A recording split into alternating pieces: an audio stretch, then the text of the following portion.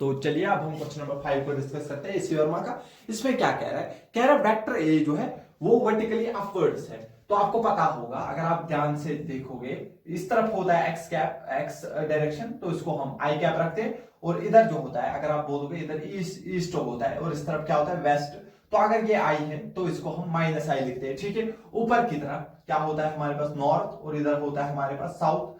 तो नॉर्थ को हम जे कैप से रिप्रेजेंट करते हैं और साउथ को माइनस जे कैप से रिप्रेजेंट करते हैं। और वर्टिकली अपवर्ड्स यानी कि बाहर की तरफ, उसको हम क्या करते हैं डॉट से दिखाते हैं, तो उसको के कैप से लिखते हैं। और वर्टिकली इनवर्ड्स तो उसको हम क्रॉस से दिखाते हैं और उसको माइनस के कैप से रिप्रेजेंट करते हैं, ठीक है। क्या कह रहा है, जो हमारे पास ए कैप है वो वर्टिकली क्या है अपवर्ड्स। ए कैप क्या है वर्टिकली क्या है अपवर्ड्स। ए कैप की डायरेक्शन क्या है के कैप की डायरेक्शन में, ठीक है। हाँ सर, वर्टिकली अपवर्ड्स मतलब के कैप। और जो हमारे पास क्या है, और कह रहे हैं जो बी वेक्टर है वो टुवर्ड्स नॉर्थ है। जो हमारे पास बी वेक्टर है वो किसकी तरफ है, नॉर्थ। नॉर्थ मतलब जे कैप की डायरेक्शन में है। तो हमें बोलना है इनकी वेक्टर प्रोडक्ट की किस तरफ होगा, यानी कि उसकी डायरेक्शन किस तरफ होगा।